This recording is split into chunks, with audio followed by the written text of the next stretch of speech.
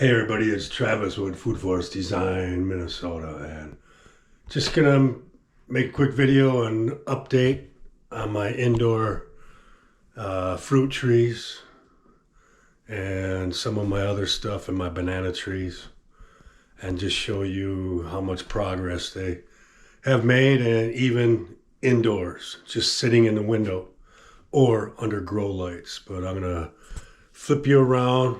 I'm wearing a tank top today because it's going to be like 56 or 57 degrees out today on March 3rd. So I'm just trying to get myself warmed up for the upcoming spring when I don't have to wear sweatshirts and stuff, you know. But anyway, I'm going to flip you around and show you. And those are my fruit trees. Obviously, my lime tree. Once it was done with its limes, it dropped all its leaves, and now it's just going through its dormant cycle for a little bit, and really dry right now, but it will perk back up here shortly, but really dry. And this is a lime tree here, and I've grown this one from seed, and it's I don't know, it's a couple of years old, so hopefully within the next year we're gonna get some limes on here. But we got some new branches and new leaves coming in here. Another new, they're all starting, it's really starting to grow. And the lemon tree, all the blooms kind of, all my lemons fell off except the big one here. And if you look at the other videos I made, things really get growing a lot. I'm gonna make sure that gets a lot of sun. Can't wait to eat that lemon. One lemon. I was at the grocery store last night and it was $5.99 for a bag of lemons. I'm like, that's absolutely horse shit for lemons. So that was at Cub Foods, and Cub's usually expensive, and yeah, it's a terrible place to buy anything because they're more expensive than everywhere else. Then we got the pomegranate tree, and it's kind of going through a little leaf drop, but we're getting new growth on the bottom, and it will start popping out. That thing's probably going to double in size. So next fall, I'm sure it's going to be about 4.5 feet high and really bushy. I'm going to try to contain it as much as I can. And then we have the aloe with its little pups coming out. You got two pups coming out of here, and they're nice sized little pups. But this thing's looking really nice. And with aloe, you just leave them alone. Give them a little water once in a while, and they're pretty great. They don't take much care, you know, and they grow awesome. And once I get these outside, then the aloe's gonna come over in the window, and the monster roses are coming in the window. But look at those, they're getting so big. Look, there's my hand, so look how big that leaf is there. And then this one just started opening, or just started splitting. As you can see, it's still connected here. Those are splitting, and yeah, let's slide him up a little bit. Let's slide them all up. Since we have such good sunlight, because we have longer daylight, and then Sunday's daylight savings time, so there's that. But anyway, if anyone lives near Apple Valley and you want a Monsterosa, I'm selling some of these, and I've grown them all from seed, and there's a couple. There's only one in there. Looks like one in there, but I have two in this one, and one. So I have 5 trees, but 2 are in one pot, and I'll keep them together. But I'm gonna go downstairs now, and I'll be back.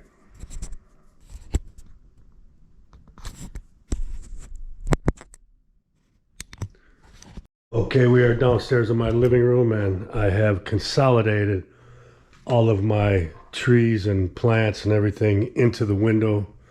I had these Australian umbrella trees sitting in the corner back here and the corner over there, but I don't know, I just put them all up here, and this one is absolutely growing like crazy. Got a lot of new branches and new leaves coming. These things were so tiny last week, and it's just growing like crazy. Such a beautiful tree.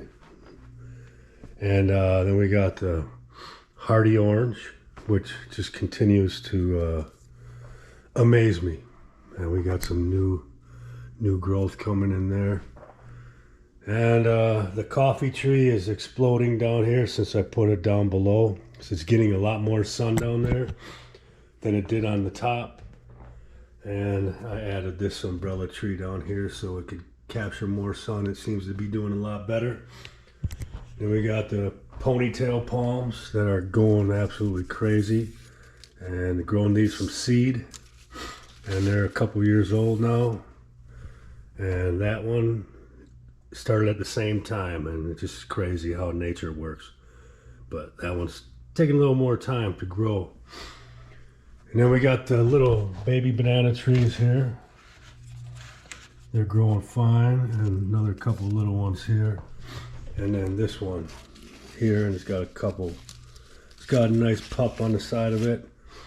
And then if you look at my past indoor videos, this lemon tree was about 6 inches shorter a couple weeks ago when I made a video, and things just exploded over the last couple weeks.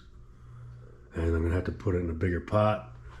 And we got this, and then we got some, if you can see them, I have some rosemary coming up in there. I planted some more seeds in there, and this is peppermint right here. I threw some seed in there, so that's gonna start growing like crazy again. But I'm gonna take you downstairs by the banana trees. And we're down in the basement in the grow room. And I changed everything around. But this olive tree is absolutely just growing like crazy. It's 3 times the size of it, 3 times the height it was when I brought it in here at the end of the fall. And I don't know what we have coming up here. It might be a marigold or something. I don't know how that got in there. But that's all right, we'll take it. Then we got this beautiful banana tree, getting close to 2 feet high. And that one, if you live in Minnesota in the Twin Cities and you want a banana tree, that one's for sale. And then we have all these 5 right here. Those are for sale too, and they all have pups.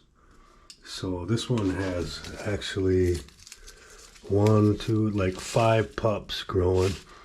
So you can split those off and have a few more banana trees. They're all healthy. And then we got Mama right here, the mother tree. And then the pups in here. This pup right here is about 6 inches high. Same with this one over here. And then there's another smaller one in here. A couple of them back there. At one point I had like 10 pups growing on that thing last summer, and they're actually right here. Now those are all part of that. And then we have the strawberries. There's no strawberries growing right now, but they will bloom again. I can't wait to get that outside in a couple of months. I'm going to be cleaning these up in the next couple of days, and I'm going to plant some peppers. Yeah. I'm not sure what else, but peppers for sure. Maybe just 6 different types of peppers in here, because they seem to do pretty well in these buckets. Tomatoes they grow like crazy, but they do not. I did not get any tomatoes, but I got like 20-foot long vines. So I gotta figure that out. Maybe the lights weren't powerful enough. If someone's a very experienced indoor grower with tomatoes, let me know that. But if you're in the Twin Cities here, or you want to come to Apple Valley, I am selling some of these banana trees. So come and get them, and they're going to be ready to go out, ready to go in bigger pots, and ready to go outside. Here in about 2 months from now, you should be ready to go outside, hopefully. But that's where we're at so far. Wow, do I look like I have a gray goatee?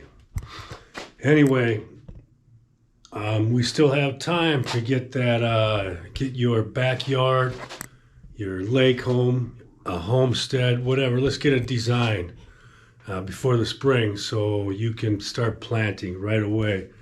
But design your property to be a Garden of Eden, very, very low maintenance, regenerative, self-sustaining food forest ecosystem. So all you have to do is walk out your back door to feed yourself, instead of going to the grocery store and getting garbage produce that has no nutrition, no nutrient value left because it's been picked so long ago.